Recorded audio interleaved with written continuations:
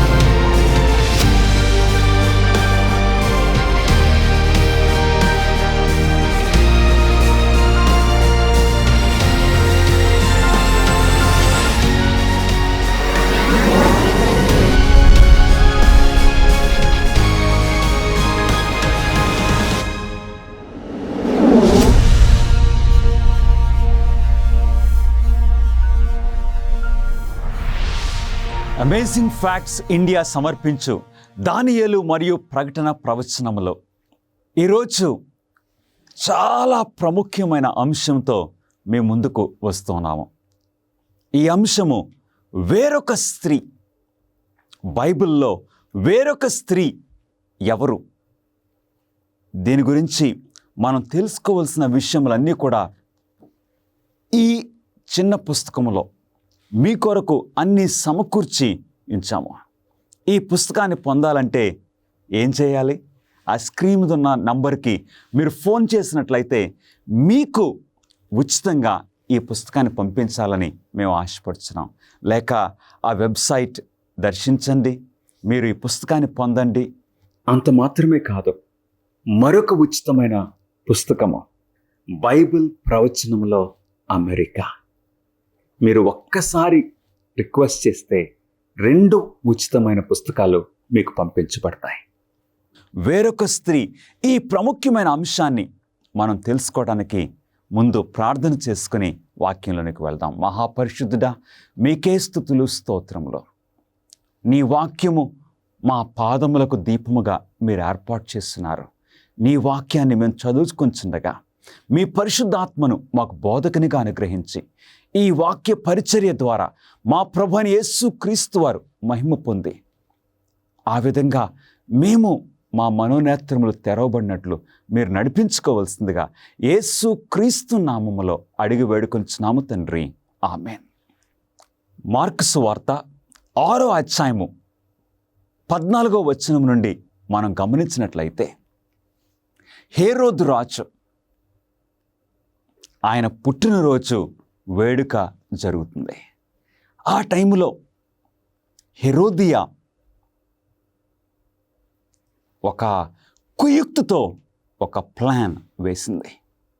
ఆమె ప్రణాళిక ఏంటంటే ఆమె కుమార్తె అయిన సొలొమీని చేత నాట్యము ఆడించినట్లు చేసింది. దేవుని వాక్యము ఈ విధంగా సెలవిస్తుంది. ఆ నాట్యానికి హేరోదు, ఇక ఆయన పుట్టినరోజుకి ఆహ్వానించబడిన ఆ గొప్ప వ్యక్తులు, నాయకులు, వారందరూ మధ్యలో హేరోదు గర్వంగా ఈ విధంగా సెలవిచ్చాడు.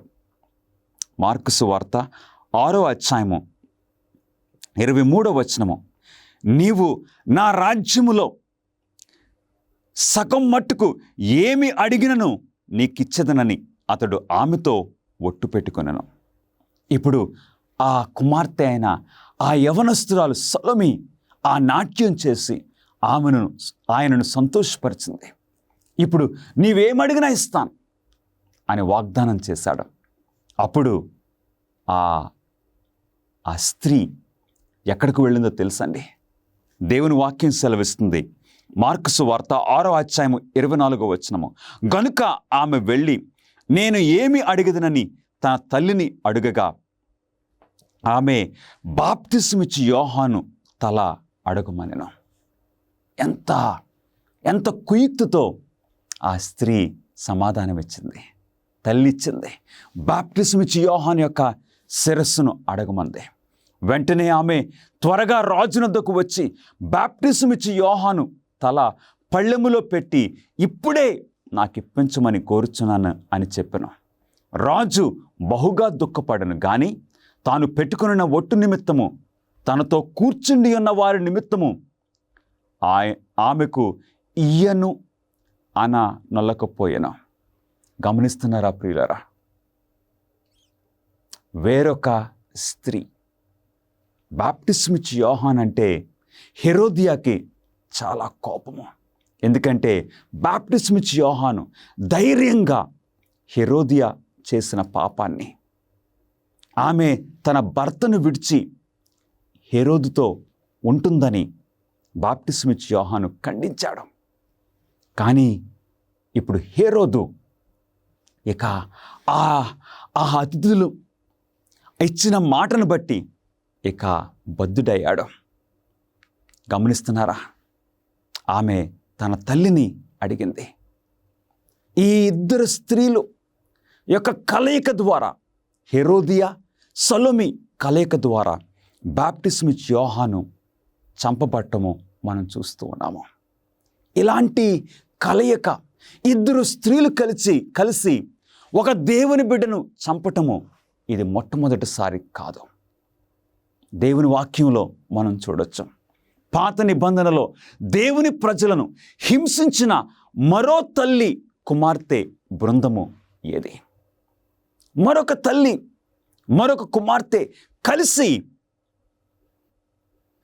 దేవుని ప్రజలను హింసించిన విషయము దేవుని వాక్యం సెలవిస్తున్నది. మొదటి రాజులు 18వ అధ్యాయము 13వ వచనములో యెజబెలు యెహోవా ప్రవక్తలను హతము చేయుచుండగా. గమనిస్తున్నారా ప్రియులరా? యెజబెలు రాణి, ఆమె తూరు దేశానికి చెందినది. ఆమె ఆహాబును వివాహం చేసుకుంది. ఆహాబు ఇశ్రాయేలు రాజు. ఇప్పుడు ఈ యెజబెలు రాణి బయలు ప్రవక్తలను ఇశ్రాయేలు దేశంలో ప్రవేశపెట్టింది. విగ్రహారాధన ఇశ్రాయేలు దేశంలోనికి తీసుకొని వచ్చింది. దేవుని ప్రవక్తలను హతము చేస్తూ ఉన్నది. ఆ తల్లి తన కుమార్తె అయిన అతాలియా, 2వ రాజులు 11వ అధ్యాయము 1వ వచనములో అతాలియా తన కుమారుడు మృతి పొందినని తెలుసుకొని లేచి రాజకుమారులందరినీ నాశనం చేశాను. తల్లి ఏమో, యెజబెలేమో ప్రవక్తలను చంపుతుంది. ఆమె కుమార్తె అయిన అతాలియేమో రాజకుమారులందరినీ, దావీదు వంశములో ఉన్న రాజకుమారులందరినీ ఒక కత్తితో ఆమె చంపటము ప్రారంభించింది. గమనిస్తున్నారా ప్రియ దేవుని బిడ్డలారా? తల్లి, కుమార్తె, ఇద్దరు స్త్రీలు కలయిక ద్వారా దేవుని ప్రజలకు హింస, దేవుని ప్రజలకు మరణము రావడం మనం చూస్తూ ఉన్నాము. ప్రకటన గ్రంథము 14లోని 2వ దూత వర్తమానము ఏమిటి? దేవుడు 2వ దూత ద్వారా ఒక వర్తమానాన్ని భూనివాసులందరికీ తెలియజేస్తున్నారు. వేరొక దూత అనగా 2వ దూత అతని వెంబడి వచ్చి మోహోద్రేకముతో కూడిన తన వ్యభిచార మద్యమును సమస్త జనములకు త్రాగించిన ఈ మహాబబులోను కూలిపోయెను అని చెప్పాను. మహాబబులోను, ఇక్కడ ఒక స్త్రీగా ఈ బబులోన్ని దేవుడు చిత్రీకరిస్తున్నారు. ఈ బబులోను ఏం చేసింది? అనేక మందికి ఆ మోహోద్రేకముతో కూడిన వ్యభిచార మద్యమును అందరికీ త్రాగించింది.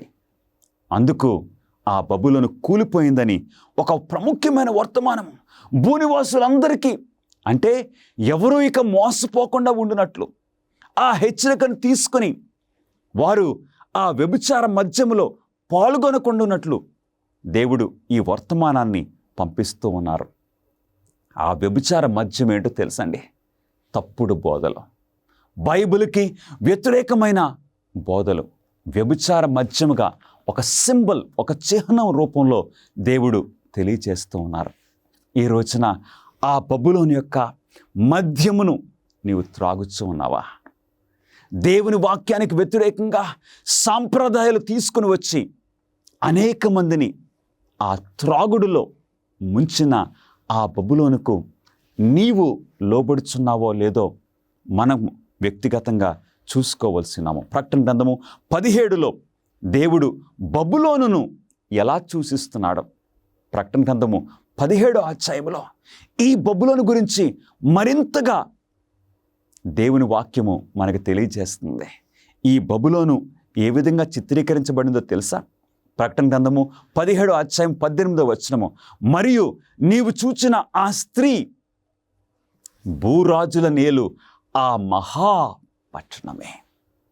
ఆ బబులోన్ని ఇప్పుడు 17 ఒక స్త్రీగా, ఆ స్త్రీ భూరాజులను కంట్రోల్ చేస్తుంది, భూరాజులను పరిపాలన చేస్తున్న ఆ మహాపట్నమని దేవుని వాక్యం సెలవిస్తుంది.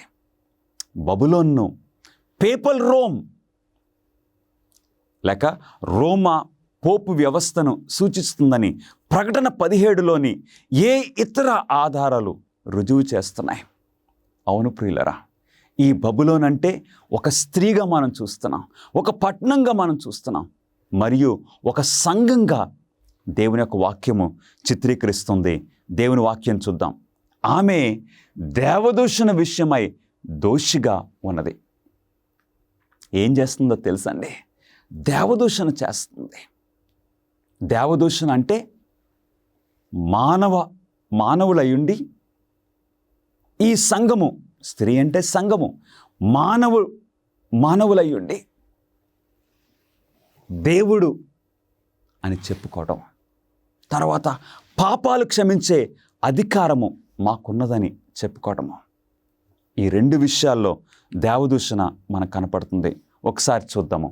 పోపు ఎంతో గౌరవం నొందిన వాడై, అతడు కేవలం ఒట్టి సామాన్య మానవుడు కాక సాక్షాత్తు దైవ సమానుడును, గమనిస్తున్నారా? మరియు దేవుని ప్రతినిధి అయ్యేంత ఉన్నతంగా హెచ్చింపబడినవాడు. గమనిస్తున్నారా ప్రియులారా? పోపు సామాన్య మానవుడు కాదంటండి, దైవ సమానుడు, దేవుని ప్రతినిధి. ఎలాగా ఒక మానవుడు ఆ ఉన్నత స్థాయికి ఎలాగ ఎదగగలడు? గమనిస్తున్నారా? దేవుని స్థానంలో మానవుడు పెట్టుకోవటము అది దేవదూషణ కాదా? 2వ విషయము, ఆమె ధూమ్ర రక్త వర్ణము గల వస్త్రము ధరించుకుని ఉన్నది. ఏంటి ధూమ్ర రక్త వర్ణములు? స్కార్లెట్ కలర్ అంటున్నారు ఇంగ్లీష్లో. ఏంటి ఆ ధూమ్ర రక్త వర్ణములు? మనం చూద్దాం ప్రియులారా. బంగారముతోనూ రత్నములతోనూ ముత్యములతోనూ అలంకరింపబడినదై ఉండెను. ప్రకటన గ్రంథము 12 ఒక స్త్రీని చూసాం కదండి. ఆ స్త్రీ ఏ విధంగా ఉన్నది? ప్రకటన గ్రంథం 12 ఆ స్త్రీ సూర్యుని ధరించుకుని ఉన్నది. అంటే న్యాచురల్ బ్యూటీ. ఆ స్త్రీకి ఇక ఏ విధమైన అలంకరణ లేదు. కానీ ఈ స్త్రీ అయితే ప్రకటన గ్రంథము 17 బంగారముతోనూ రత్నములతోనూ ముత్యములతోనూ అలంకరింపబడి ఉండెను. ఎందుకు ఈ నకిలీ అలంకరణ? ఎందుకు? ఆ పవిత్రమైన స్త్రీ ఎవరిని ఆకర్షించిన అవసరం లేదు, ఎందుకంటే క్యారెక్టర్ కలిగిన స్త్రీ. అందుకే అది సత్యమైన సంఘానికి గుర్తుగా ఉన్నది. కానీ ప్రకటన గ్రంథం 17 కనపడుచున్న ఈ స్త్రీ అపవిత్రమైన స్త్రీ. భూరాజులను ఆకర్షించడానికి, భూనివాసులను ఆకర్షించుకోవడానికి బంగారముతోనూ రత్నములతోనూ ముత్యములతోనూ అలంకరింపబడి ఉన్నది. అంటే మనం ఇంకొక విషయాన్ని చూస్తూ ఉన్నాం ప్రియులరా. ఈ పోపుల సంస్థ గురించి మనము గమనించినట్లయితే ఇక్కడ వ్యక్తుల గురించి మనం మాట్లాడట్లేదు, ఆ సంస్థ గురించి దేవుని వాక్యం చెప్తుంది కాబట్టి మనము మాట్లాడుకుంటున్నాము. ఏంటో తెలుసండి? పోపులు ధరించే ఆ వస్త్రాలు ఏంటి? ధూమ్ర రక్త వర్ణము గల వస్త్రములు. 3వది, ఆమె తల్లి అని పిలువబడుచున్నది. గమనిస్తున్నారా?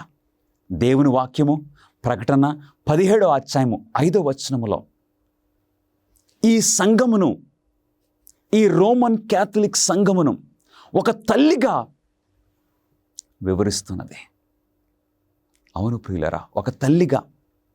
మనము హెరోదియా సలోమి ఏం చేశారో ఆ కలయిక ద్వారా ఏం జరిగిందో మనం చూసాం. యెజబేలు అతాలియా తల్లి కుమార్తెల కలయికల ద్వారా ఎంత ప్రమాదం జరిగిందో మనం చూసాం. ఇప్పుడు ప్రకటన గ్రంథము 17 5వ వచనములో ఈ సంఘము తల్లి సంఘమని పిలువబడుతుంది. ఒకసారి చూద్దాం. పవిత్రమైన లాటరన్ నగరములో మరియు ప్రపంచములోని అన్ని సంఘాలకు తల్లియును మరియు అధిపతి అయి ఉన్నది. తల్లి సంఘము ఏంటండి? తల్లి సంఘమని ఏ సంఘానికి పేరున్నది? రోమన్ క్యాథలిక్ సంఘానికి పేరు ఉన్నది. 4వ విషయము, ఆమెకు వేశ్యలైన కుమార్తెలను ఉన్నారు. వారు కూడా పడిపోయారు. గమనిస్తున్నారా? ఆమె తల్లి, ఆమెకు కుమార్తెలు ఉన్నారు. తల్లి వలె ఆ కుమార్తెలు కూడా వేశ్యలుగా ఉన్నారు. అంటే వారు తల్లి ఆ వేశ్యగా ఉంటే కుమార్తెలు వేశ్యలుగా ఉండని అవసరం లేదు.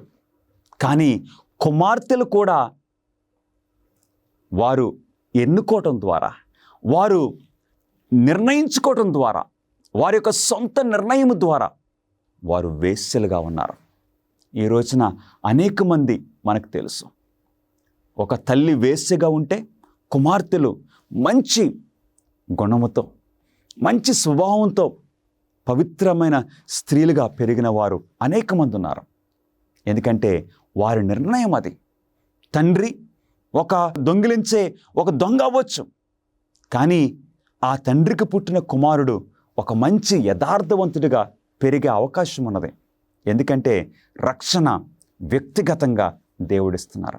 ఒక త్రాగుబోతు కుటుంబంలో నుండి ఒక మంచి యవనస్తులు వచ్చే అవకాశము దేవుడు మనకు అనుగ్రహించారు.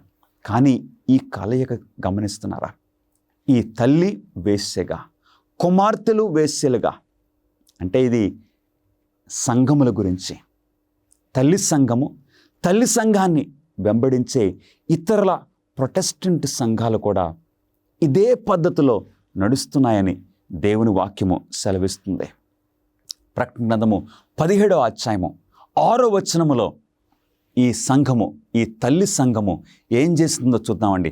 ఆమె పరిశుద్ధులను హింసించి హతసాక్షులుగా చేసిన, పరిశుద్ధుల రక్తాన్ని చిందించినట్లు మనం చూస్తూ ఉన్నాము. ఈ చీకటి యుగాల కాలములో నిజంగా ప్రియులారా, రోమన్ క్యాథలిక్ సంఘము 50,000 మందికి పైగా క్రైస్తవులను, నిజమైన క్రైస్తవులను హతసాక్షులుగా చంపినట్లు వారు ఒప్పుకుంటున్నారు.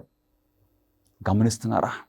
పరిశుద్ధుల రక్తాన్ని చిందించడము మనం చూస్తూ ఉన్నాము. The history of the popes volume 2 page 334లో అనేక మంది వారి భార్యలు మరియు పిల్లలతో వారి నివాసాల నుండి దిగంబరులై నగ్నంగా తరిమివేయబడ్డారు. వారిలో చాలామంది అమానుష్యంగా ఊచకోత కోయబడ్డారు, గుంజకు కట్టబడి సజీవ దహనము చేయబడ్డారు. గమనిస్తున్నారా ప్రియులారా? ఈ అపవిత్రమైన సంఘము అనేక మందిని హతసాక్షులుగా చంపేసింది. 6వ విషయము, ఆమె 7 కొండల మీద కూర్చుంటున్నాం. ప్రకటన 17:9 వచనములో నిజంగానే రోమా పట్టణాన్ని సిటీ ఆన్ 7 హిల్స్ అని పిలుస్తున్నారు. రోమా నగరము 7 కొండలపై కనుగొనబడిందని చెప్పబడుతుంది.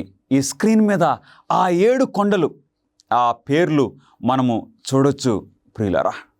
ఈ రోమా పట్టణము, ఆ రోమన్ క్యాథలిక్ సంఘము ఈ విధంగా 7 కొండల మీద ఉన్నది. 7వ పాయింట్, ప్రకటన 17వ అధ్యాయము 18వ వచనములో ఆ స్త్రీ భూరాజులను ఏలినది లేదా వారి మీద అధికారము చలాయించినది. నిజంగానే భూరాజులను పరిపాలన చేస్తుంది, భూరాజులను కంట్రోల్ చేస్తుంది. అందరూ కూడా దాని వెంట ఆశ్చర్యగా వెళుచున్నట్లు మనం బైబిల్లో చూస్తున్నాం. ప్రకటన 13 మరియు 17 అధ్యాయాల్లోని జంతువులు లేక మృగాలు ఎలాగ పోల్చబడ్డాయి దేవుని వాక్యము మనం చూస్తూ ఉన్నాం. ప్రకటన 13వ అధ్యాయము 1వ వచనములో, మరియు 10 కొమ్ములను 7 తలలను గల ఒక క్రూర మృగము సముద్రములో నుండి పైకి వచ్చుట చూచితిని. దాని తలల మీద దేవదూషణకరమైన పేర్లు ఉండను. ఈ బబులోన్ను ఈ విధంగా 7 తలలు 10 కొమ్ములు గల ఒక క్రూర మృగంగా ఇక్కడ చిత్రీకరిస్తూ ఉన్నారు. అలాగే ప్రకటన గ్రంథము 17వ అధ్యాయము 3వ వచనములో మరి ఏ విధంగా చిత్రీకరిస్తున్నారో తెలుసా? దేవదూషణ నామములతో నిండుకొని 7 తలలను 10 కొమ్ములను గల ఎర్రని మృగం మీద కూర్చుండిన ఒక స్త్రీని చూచితినని యోహాను రాస్తూ ఉన్నాడు. గమనిస్తున్నారా? 13వ అధ్యాయము 1వ వచనములో 7 తలలు 10 కొమ్ములు. ఇక్కడ కూడా 17వ అధ్యాయం 3వ వచనములో 7 తలలు 10 కొమ్ములు. అంటే ఈ రెండూ కూడా ఒక అధికారం గురించే మనకున్నదని తెలుస్తుంది. బబులోను అనే పదానికి అర్థము మరియు మూలము ఏమిటి? ఆ పదము ఎక్కడి నుండి పుట్టింది? అసలు బబులోన్ అంటే ఏంటి? దేవుని వాక్యంలో మనం చూడొచ్చు. ఆదికాండము 11వ అధ్యాయము 4-7 వచనములలో జలప్రళయము తర్వాత ఇప్పుడు దేవుని మీద తిరుగుబాటు చేసే ఆ ప్రజలు దేవుని మీద తిరుగుబాటు చేయటానికి ఒక పెద్ద గోపురము కట్టడానికి ప్రణాళిక వేశారు, ప్రయత్నం చేసి మొదలుపెట్టారు. ఏమంటున్నారో చూద్దామండి.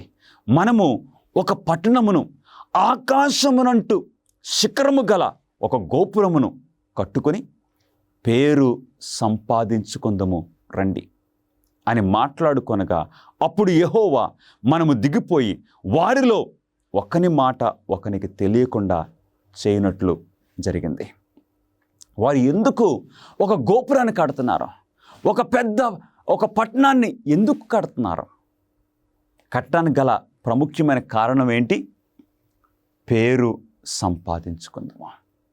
అంటే దేవుడు ముందే తెలియజేశారు. జలప్రళయం అయిన తర్వాత మరలా నేను ఒక జలప్రళయం పంపించినని దేవుడు ఒక చక్కటి ఆ వర్ష ధనుసు ఆ ధనుస్సును రెయిన్బోను దేవుడు ఒక వాగ్దానంగా దేవుడిచ్చారు. దేవుణ్ణి ఈ ప్రజలు ఈ దుర్మార్గులు అనుమానించి మరలా అలాంటి జలప్రళయం రావచ్చేమో, ఈసారి జలప్రళయం వస్తే ఈ పెద్ద భవనం మనం కట్టుకుందాం, ఈ గోపురం మనం కట్టుకుందాం, అందులోకి మనం వెళ్ళిపోయి మన ప్రాణాలను కాపాడుకుందామని దేవుని మాటను అనుమానించటము గమనిస్తున్నారా? దేవుని వాగ్దానాలను గమనించటము. మరియు ఇంకెందుకు కడుతున్నారండి? పేరు సంపాదించుకోవటానికి, మన పేరు సంపాదించుకుందామని ఉద్దేశంతో వారు ఆ గోపురం కట్టారు. ఆ టైంలో దేవుడు కలుగు చేసుకుని ఏం చేశారు? అక్కడ వారి భాషను తారుమారు చేయడం రండని అనుకొనెను. దానికి బాబేలు అని పేరు పెట్టురి. ఎందుకనగా అక్కడ యెహోవా భూజనులందరి భాషను తారుమారు చేసను. సో బాబేలు అంటే ఏంటండి? తారుమారు. తారుమారు అంటే ఏంటి? ఒక గలిబిలి ఏర్పడింది. అందు గురించి ఆ కట్టడము, వారికి నిర్మించడం, కొనసాగించడము ఆగిపోయింది. బబులోన్ను ఆ గోపురాన్ని, బాబేలు గోపురాన్ని కట్టడము చేయలేకపోయారు. ఎందుకంటే కన్ఫ్యూషన్, గలిబిలి, తారుమారు జరిగింది. అందుకే ఆ తారుమారు నుండి బబులోను అను పేరు వచ్చింది. విచ్ఛిన్నమైపోయినటువంటి ప్రపంచంలో దేవుని యొక్క ప్రణాళిక ప్రవచనాల ద్వారా మీరు తెలుసుకోవాలని కోరుతూ ఉన్నారా? ఆచరణాత్మకమైనటువంటి గొప్ప సవాళ్లను మీరు ఎదుర్కోవాలనుకుంటే మిమ్మల్ని ఉత్తేజపరుస్తున్నాం, ఉత్సాహపరుస్తున్నాం. అమేజింగ్ ఫ్యాక్ట్స్ వారు బైబిల్ చదువుకునేటువంటి గైడ్స్ మీ కొరకై 27 పుస్తకాలను మీకు అనుగ్రహిస్తున్నారు. అద్భుతమైనటువంటి గ్రాఫిక్స్ ద్వారా మీరు అర్థం చేసుకోవడానికి నేరుగా మీకు సమాధానం దయచేస్తూ ఉన్నారు. ప్రతి చదువుకునేటువంటి ఈ గైడ్ ద్వారా బైబిల్లో సరైన సమాధానం గ్రహించుకోగలరు. మీ జీవితంలోని ప్రాముఖ్యమైన ప్రశ్నలకు సమాధానం ఇస్తుంది. ఏ విధంగా మీరు సంబంధాన్ని పెంచుకోగలరు? ప్రభువైన యేసుక్రీస్తు వారు ఎప్పుడు రాబోతూ ఉన్నాడు? ఇంకా ఎన్నో విషయాలను తెలుసుకోవచ్చు. భవిష్యత్తులో ఈ యొక్క విలువైన విషయాన్ని కోల్పోకండి. మీ జీవితాన్ని రూపాంతరపరుస్తూ ఉన్నాయి అమేజింగ్ ఫ్యాక్ట్స్ వారు ఇచ్చేటువంటి బైబిల్ చదువుకునే పుస్తకం. ఇవి మీకు ఇంగ్లీష్ లోను, హిందీ, తమిళ్, తెలుగులో మీకు లభిస్తూ ఉన్నాయి. వేచి ఉండకండి. వెంటనే మీ యొక్క స్టడీ గైడ్స్ ను ఇప్పుడే ఆర్డర్ చేయండి. AFTV.in అనేటువంటి మా వెబ్సైట్ ని సంప్రదించి వెంటనే పొందండి.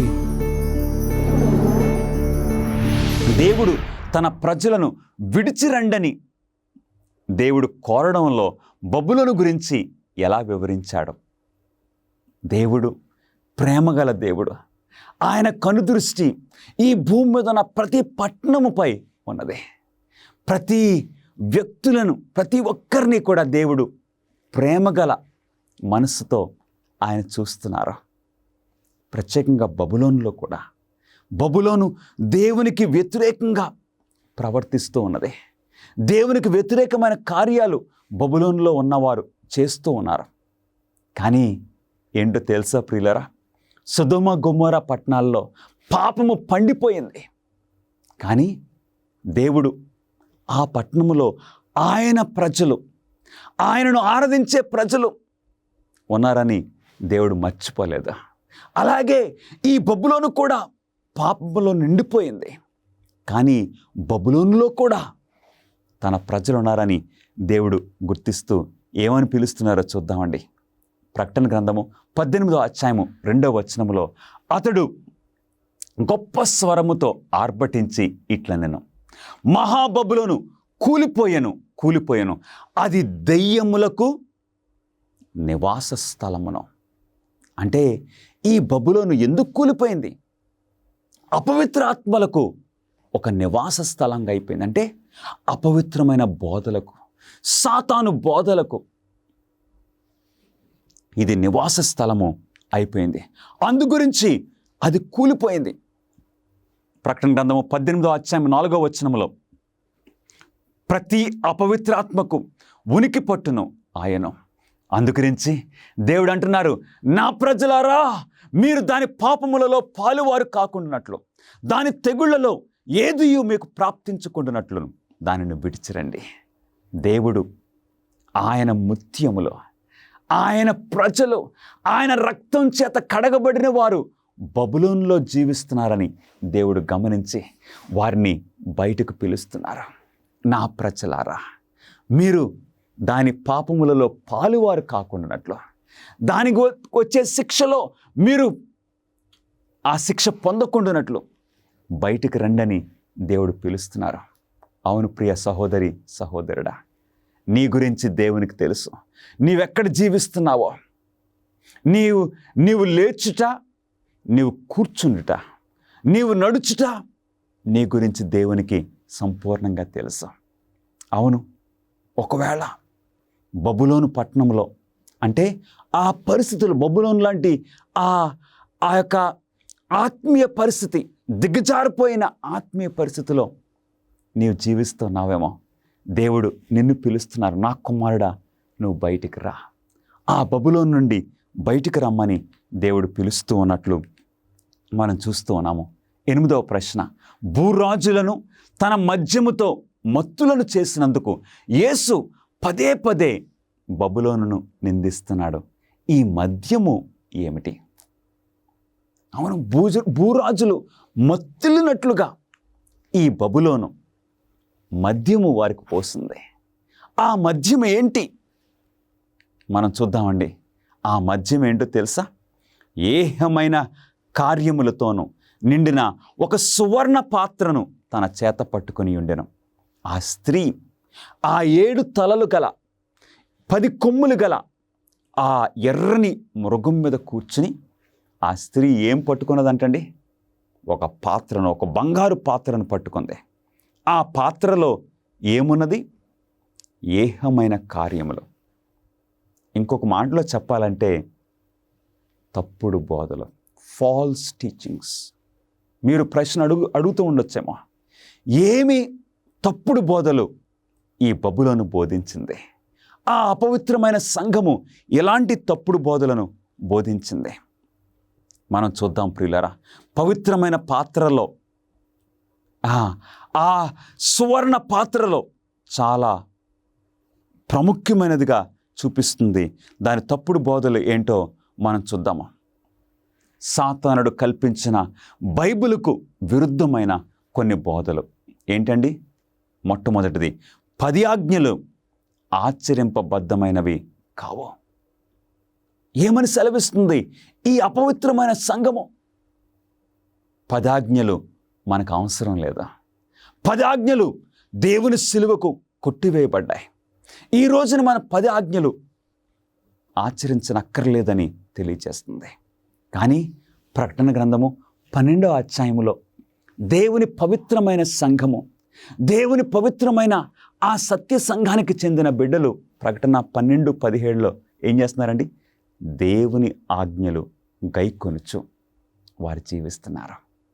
నిజంగానే ఇవి అపవిత్రమైన బోధలు అనేకమైన ప్రజలను ఈ తప్పుడు బోధల్లో నడిపించింది. 10 ఆజ్ఞలు మనం ఆచరించిన అవసరం లేదని. రెండవది ఆదివారపు పరిశుద్ధత లేక పవిత్రత. ఆదివారము మనం దేవుణ్ణి ఆరాధించాలని తప్పుడు బోధది. ఆదివారం పవిత్రమైన దినమని, దేవుని వాక్యమేమో 7వ దినము విశ్రాంతి దినము, నా విశ్రాంతి దినమని దేవుడు సెలవిస్తుంటే ఈ తప్పుడు బోధ ఆదివారము పరిశుద్ధ దినమని. గమనిస్తున్నారా ప్రియులారా? మూడవది రహస్య రాకడ. అంటే యేసుక్రీస్తు వారు దేవుని వాక్యంలో యోహాను రాసిన ప్రకటన గ్రంథము 1వ అధ్యాయము 7వ వచనంలో ఆయన మేఘారూఢుడై వచ్చుచున్నాడు, ప్రతి నేత్రము ఆయనను చూసినని సెలవిస్తుంటే ఈ అపవిత్రమైన సంఘము ఏమని బోధిస్తుంది? యేసుక్రీస్తు వారి యొక్క రాకడ రహస్యంగా వస్తుందని. ఎంత తప్పుడు బోధ ప్రియులరా! 4వ ఆత్మకు అమరత్వము. అంటే ఆత్మ చనిపోదు. ఒక వ్యక్తి చనిపోయిన తర్వాత శరీరం మట్టి అయిపోతుంది, కానీ ఆత్మ మాత్రం ఎక్కడో తిరుగుతూ ఉంటుంది. ఆత్మకు చావు లేదని బోధిస్తుంది. కానీ దేవుని వాక్యం ఏం సెలవిస్తుంది? చనిపోయిన వారు ఏమీయూ ఎరుగరు, వారికి ఏమీయూ తెలియదు. ప్రసంగి 9వ అధ్యాయము 5-6 వచనములు వారు ప్రేమించరు, పగ పెట్టుకొనరు, అసూయపడరు, భూమి క్రింద జరుగు వాటిలో వారికి ఇక ఏ వంతు లేదని దేవుని వాక్యం సెలవిస్తుంటే ఈ ఆత్మలకు అమరత్వం అని బోధిస్తూ ఉన్నది. గమనిస్తున్నారా ప్రియ దేవుని బిడ్డలారా? 5వ విషయము నరకములో నిత్య యాతన లేక శాశ్వత హింస. ఈ అపవిత్రమైన సంఘము ఏం చేస్తుంది? దేవుడు నరకములో నిత్యము కాలుస్తూ ఉంటాడని బోధిస్తుంది. అది బైబిల్ ప్రకారంగా తప్పుడు బోధ.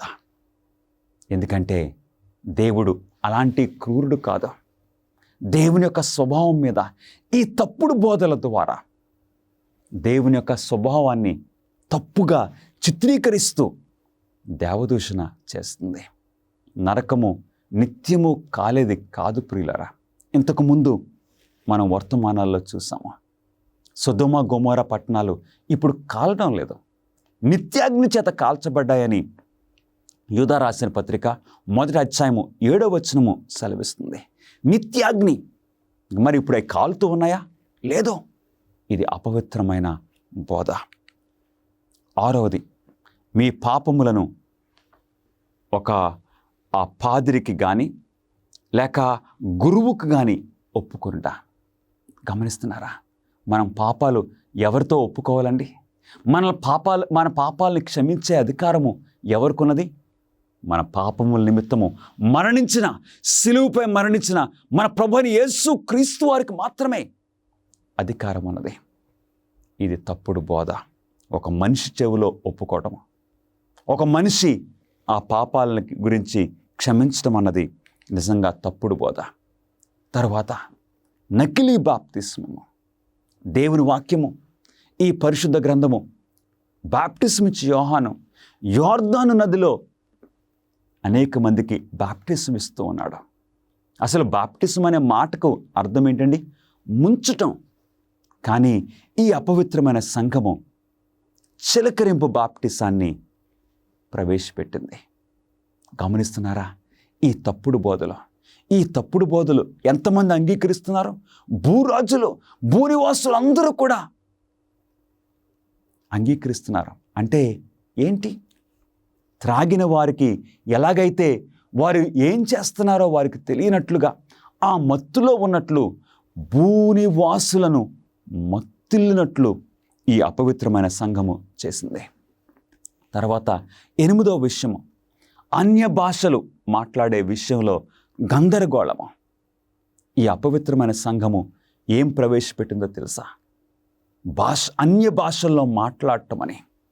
ఇక సంఘంలో ఒక విధమైన గలిబిలి, గందరగోళము. దేవుడు క్రమమునకు కర్త, దేవుడు అల్లరికి కర్త కాదు.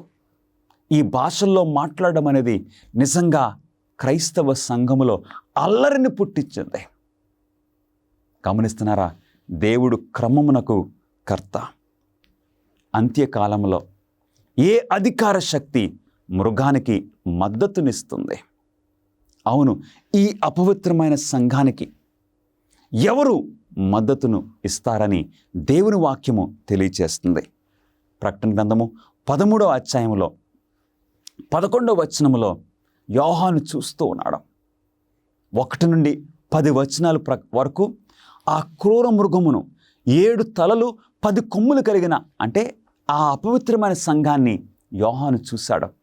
ఇప్పుడు ప్రకటన 13-14 వచనములో, మరియు భూమిలో నుండి మరి ఒక క్రూర మృగము పైకి వచ్చి చూస్తేనే గొర్రెపిల్ల కొమ్ము వంటి 2 కొమ్ములు దానికి ఉండెను. అది ఘటసర్పము వలె మాట్లాడుచుండెను. ఇప్పుడు యోహాను ప్రకటన గ్రంథంలో 13వ అధ్యాయము 11వ వచనములో ఇంకొక అధికారము చూశాడు. ఆ అధికారము భూమిలో నుండి బయటకు వస్తుందంటండి. మొదటి అధికారం అయితే సముద్రములో నుండి, అంటే ప్రజల్లో నుండి. ఈ 2వ అధికారమేమో భూమిలో నుండి బయటకు రావటం, అంటే ప్రజలు లేని స్థలములో నుండి ఇది బయటకు వస్తుంది. గొర్రెపిల్ల వలె కనపడుతుంది. గొర్రెపిల్ల వలె 2 కొమ్ములు దానికి ఉన్నాయి. కానీ గొర్రెపిల్ల అంటే మన ప్రభువైన యేసుక్రీస్తు వారికి గుర్తు. చూడ్డానికి గొర్రెపిల్లలా కనపడుతుంది, కానీ నోరిప్పితే సాతానులాగా మాట్లాడుతుంది. ఈ అధికారము ఏంటో మనం చూద్దామండి. ప్రకటన 13వ అధ్యాయం, అది ఆ మొదటి క్రూర మృగమునకున్న అధికారపు చేష్టలన్నీ దాని ఎదుట చేయుచున్నది. మరియు చావు దెబ్బ తగిలి బాగుపడి ఉన్న ఆ మొదటి మృగమునకు భూమియు దానిలో నివసించు వారును నమస్కారము చేయనట్లు అది బలవంతం చేస్తుంది. కనబడ్డానికి ఎలా ఉందండి? గొర్రెపిల్ల వలె ఉన్నది, కానీ అది ఘటసర్పం వలె మాట్లాడుతుంది. ఘటసర్పం వలె మాట్లాడుతూ ఇప్పుడు ఏం చేస్తుంది? ఆ మొదటి అధికారమునకు అందరూ కూడా ఆరాధించాలి. మొదటి అధికారమును అందరూ ఆరాధించాలని ఏం చేస్తుందండి? బలవంతం చేస్తున్నట్లు దేవుని వాక్యం సెలవిస్తుంది. ఒక్కసారి మనం ఆలోచిద్దాము. ప్రకటన గ్రంథము సెలవిస్తున్న ఈ 2వ అధికారము ఏంటి? మొట్టమొదటి పాయింట్, అది పైకి వచ్చిన సమయమును మనం ఆలోచిద్దాం. ఏ విధంగా అది భూమిలో నుండి పైకి వచ్చిందంటండి ఈ అధికారము. అంటే ఆ అధికారము ఏంటో మనం చూద్దాం. అది పైకొచ్చిన సమయము ఏంటి? అది పైకొచ్చిన సమయము 1700 ఆ టైంలో అది ఉనికిలోనికి వచ్చిన రాజ్యము ఏంటి? ఆ రాజ్యం ఏంటి?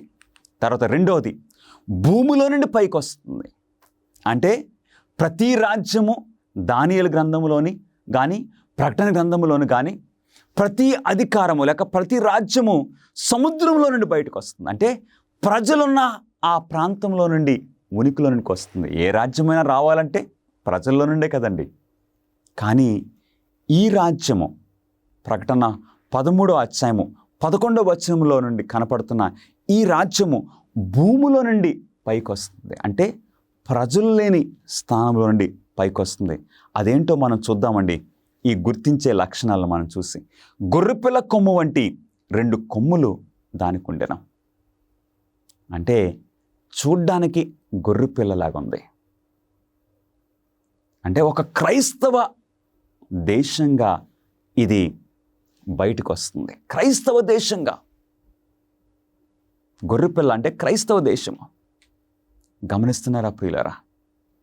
కానీ దానికి 2 కొమ్ములు ఉండెను. ఆ 2 కొమ్ములు ఏంటో తెలుసండి? ఒకటి రాజకీయ అధికారము, మరొకటి మత అధికారము. ప్రవచనం ప్రకారం అమెరికాలో ఏ తీవ్రమైన మార్పు జరుగుతుంది?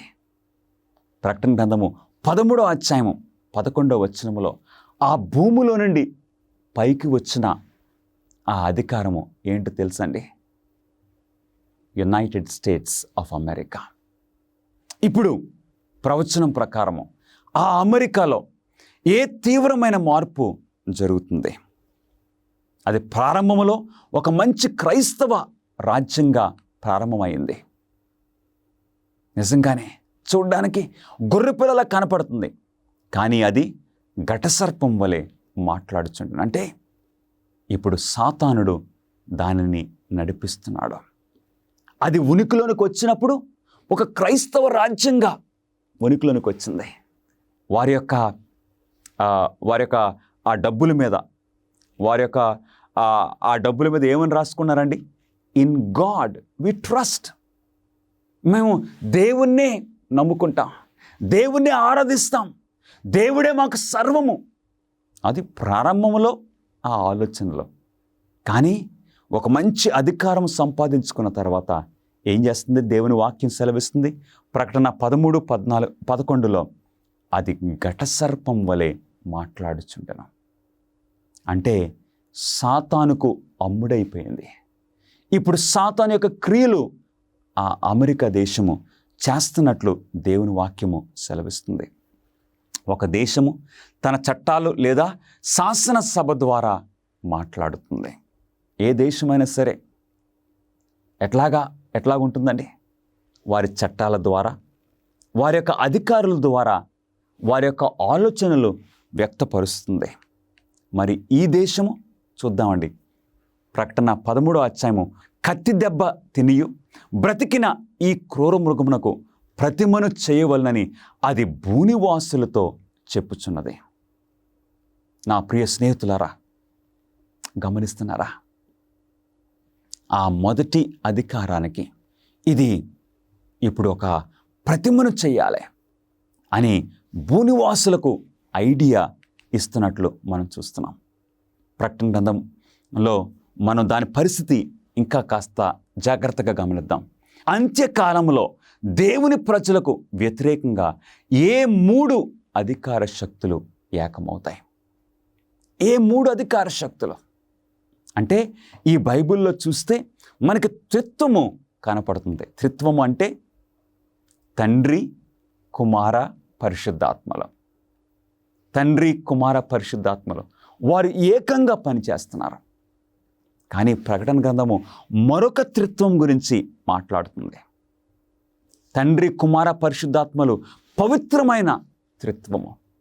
కానీ ప్రకటన గ్రంథములో అపవిత్రమైన త్రిత్వము, అన్హోలీ ట్రినిటీ మనం చూడొచ్చు.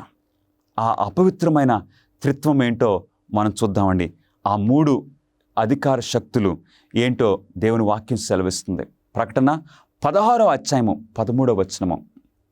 మరియు ఆ ఘటసర్పము నోట నుండి, క్రూర మృగము నోట నుండి, అబద్ధ ప్రవక్త నోట నుండి కప్పల వంటి 3 అపవిత్రాత్మలు బయలువెడలుగా సూచితున్నాయి.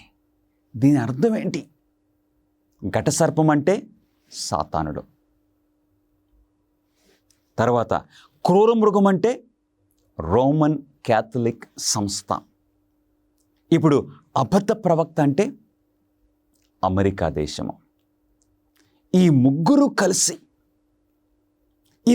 ఈ ముగ్గురు కలయిక అపవిత్రమైన త్రిత్వము. ఈ ముగ్గురు కలిసి ఏం చేస్తున్నారో తెలుసండి? ఈ ముగ్గురు కలయిక ద్వారా అపవిత్రాత్మలు వారి నోటి నుండి బయటకు వస్తున్నాయంటండి. అపవిత్రాత్మలు అంటే అపవిత్రమైన బోధలు వారు ప్రమోట్ చేస్తున్నారు. గమనిస్తున్నారా ప్రియులరా? సాతానుడు, రోమన్ క్యాథలిక్ సంస్థ, తర్వాత అమెరికా దేశము, ఈ 3 కలిసి ఏం చేయబోతున్నారో చూద్దామండి. ఈ విభిన్న సంస్థలు ఎప్పుడైనా సమర్థవంతంగా ఏకము అవుతాయా? ఈ మూడు కలిసి వారు ఏకము చూద్దామండి. ఎలాగ ఏకమవుతున్నాయో అవి సూచనలు చేయునట్టి దయ్యముల ఆత్మలే. అవి సర్వాధికారి అయిన దేవుని మహాదినమున జరుగు యుద్ధమునకు లోకమంతటా ఉన్న రాజులను పోగు చేయవలనని వారి యొద్దకు బయలు వెళ్ళను. సాతానుడు ఈ రెండు అధికారాలను, రోమన్ క్యాథలిక్ సంస్థ, అమెరికా దేశము, ఈ రెండు అధికారాలను వినియోగించుకుని ఏం చేయబోతున్నాడు? భూజనులందరినీ, లోకమంతటా ఉన్న అధికారులను, భూనివాసులందరినీ ఒక ఐక్యతకు తీసుకొని రాబోతున్నాడు. దేనికి ఐక్యత? అందరినీ కలపడం దేనికోసం? దేవునితో, సర్వాధికారితో ఒక యుద్ధం చేయటానికి. గమనిస్తున్నారా ప్రియ స్నేహితులారా? దేవుడు చాలా ప్రాముఖ్యమైన విషయాలు మనకి ఈరోజు తెలియజేస్తున్నారు. ఈ చివరి దినాల్లో, ఈ అంత్య దినాల్లో ఈ మూడు అధికారాలు కలిసి ఇక ప్రజలందరినీ కూడా దేవునికి వ్యతిరేకంగా ఒక యుద్ధం. దేవునికి వ్యతిరేకంగా ఎలాగ వారు యుద్ధం చేయగలరు? దేవునితో ఎవరైనా యుద్ధం చేయగలరా? చేయలేరు. మరి ఎలాగ సాధ్యం అవుతుంది? దేవుని ప్రజలతో యుద్ధం చేయడం. దేవునితో యుద్ధం అంటే దేవుని ప్రజలతో. ఈ మూడు కూడా ఐక్యమయ్యే ఎవరైతే బైబిల్ని పాటిస్తున్నారో, దేవుని ఆజ్ఞలు గైకొంటున్నారో వారితో యుద్ధము చేయబోతున్నారు. ఈ అంత్యకాల అధికార కూటమి ఏ ప్రభావవంతమైన పద్ధతులను ఉపయోగించుకుంటుంది? ఎలాంటి పద్ధతులను ఉపయోగించుకోబోతున్నారు? అందరినీ ఐక్యపరచాలి. ఎలాంటి పద్ధతులు? అవి సూచనలు చేయునట్టి దయ్యముల ఆత్మలే. అంటే అద్భుత కార్యాలు వాడుకోబోతున్నారు. ఈ అద్భుత కార్యాల ద్వారా ఇక ప్రజలందరూ కూడా ఐక్యం అవబోతున్నారు. సూచనల ద్వారా, అవును, గొప్ప స్వస్థతల ద్వారా.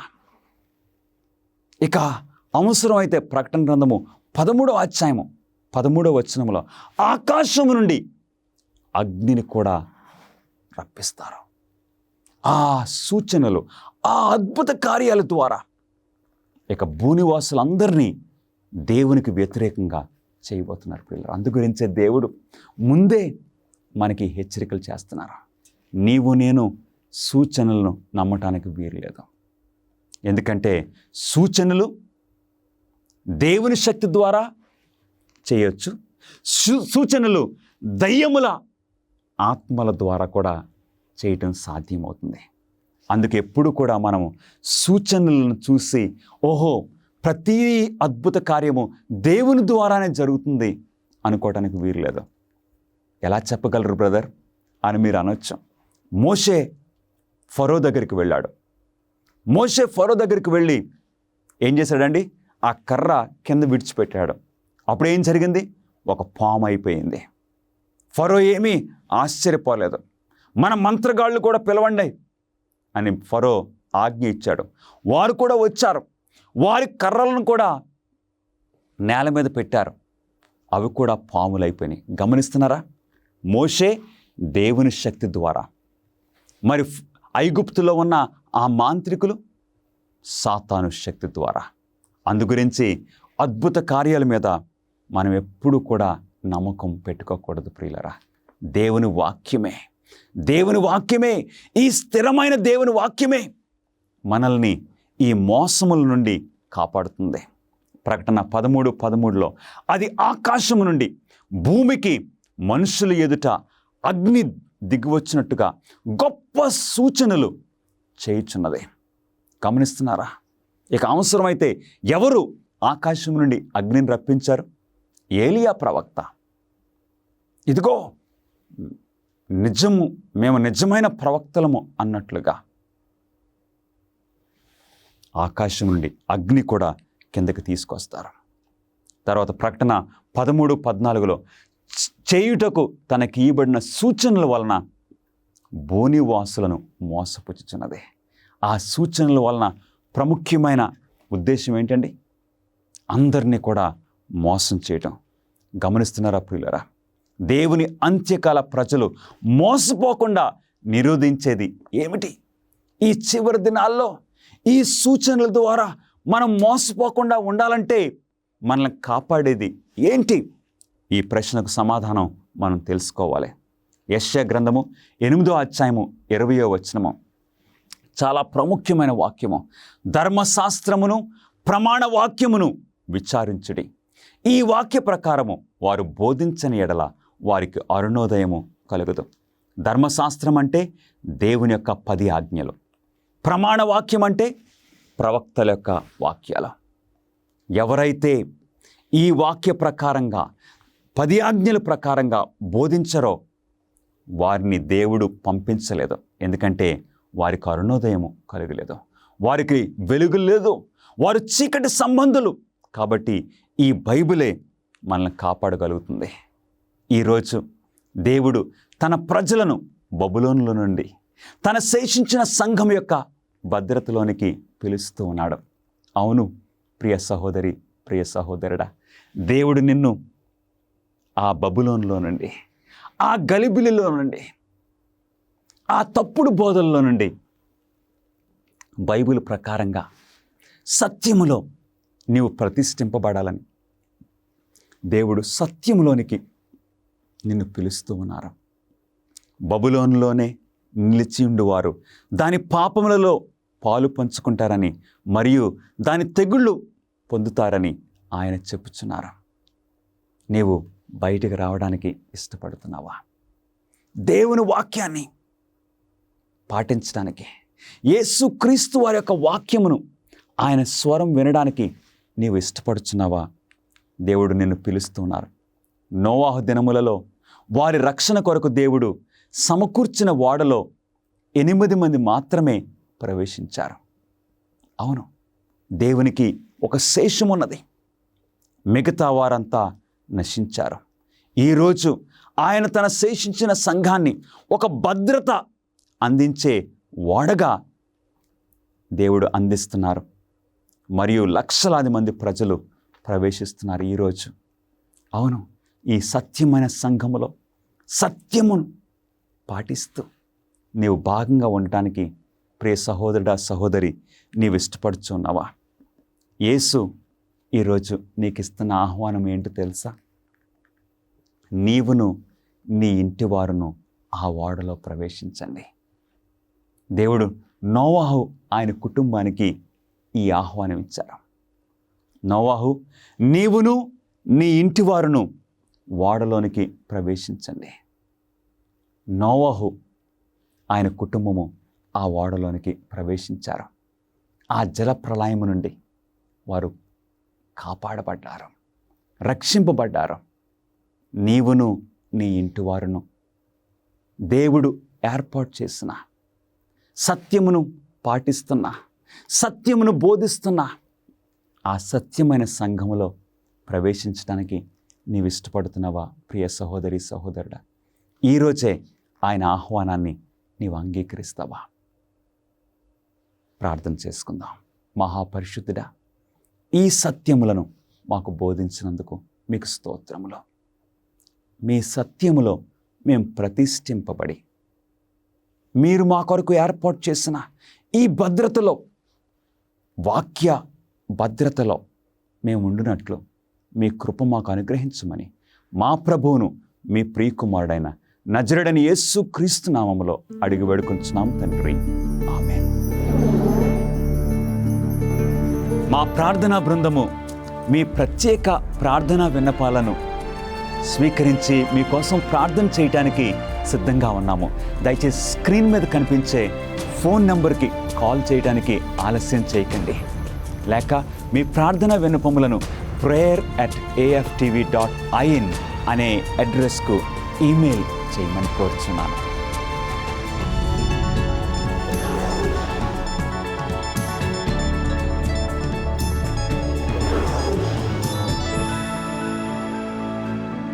మీ రోజుల్లో మీకు తగినంత సమయం లేదని మీరు ఎప్పుడైనా ఆందోళన చెందారా? లేదా మీరు మీ జీవితానికి మరో రోజును జోడించగలరా? బహుశా మీ ఉనికికి మరో రోజును జోడించడానికి మీకు ఒక మార్గం ఉండొచ్చు. ఇది ఎంత సులభమో చూడండి.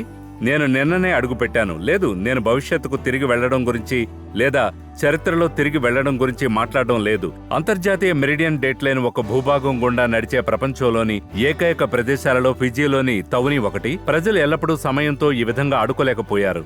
తిరిగి 1878లో సర్ శాండ్ఫోర్డ్ ఫ్లెమింగ్ కెనడియన్ అతను ప్రపంచంలోని సైన్స్ కమ్యూనిటీకి గ్లోబ్ ని 24 ఈవెంట్ సెగ్మెంట్లుగా విభజించాలని సిఫారసు చేశాడు. ప్రతి ఒక్కటి 15 డిగ్రీల రేఖాంశంతో విభజించబడింది. ఇది అంతర్జాతీయ సమయ వ్యవస్థను స్థాపిస్తుంది. 1884లో ప్రధాన మెరిడియన్ కాన్ఫరెన్స్ వాషింగ్టన్ డీసీలో సమయాన్ని ప్రామాణీకరించడానికి ప్రధాన మెరిడియన్ కోసం పాయింట్ ని ఎంచుకోవడానికి జరిగింది. ఇది భూగోళంపై 0 డిగ్రీలు ఉంటుంది. ఇది ఇంగ్లాండ్లోని గ్రీన్విచ్ గా ముగిసింది. కానీ మనం ఉన్న చోట అది కాదు. మేము ప్రస్తుతం గ్రహం యొక్క ధ్రువ వ్యతిరేక వైపున ఉన్నాం, కానీ మేము భవిష్యత్తులో అడుగు పెట్టబోతున్నాం. మీరు రావాలనుకుంటున్నారా?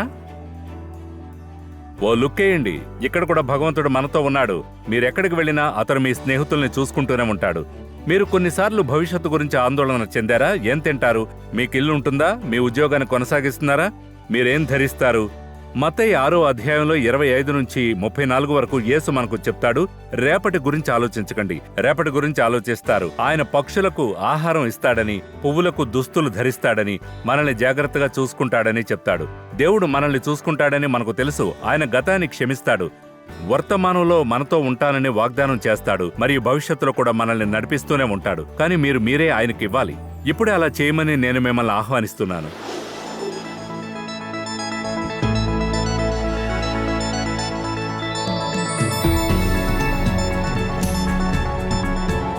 మరిన్ని అమేజింగ్ ఫ్యాక్ట్స్ వీడియోల కోసం మా యూట్యూబ్ ఛానల్ దర్శించండి. సబ్స్క్రైబ్ చేయడం మర్చిపోవద్దు.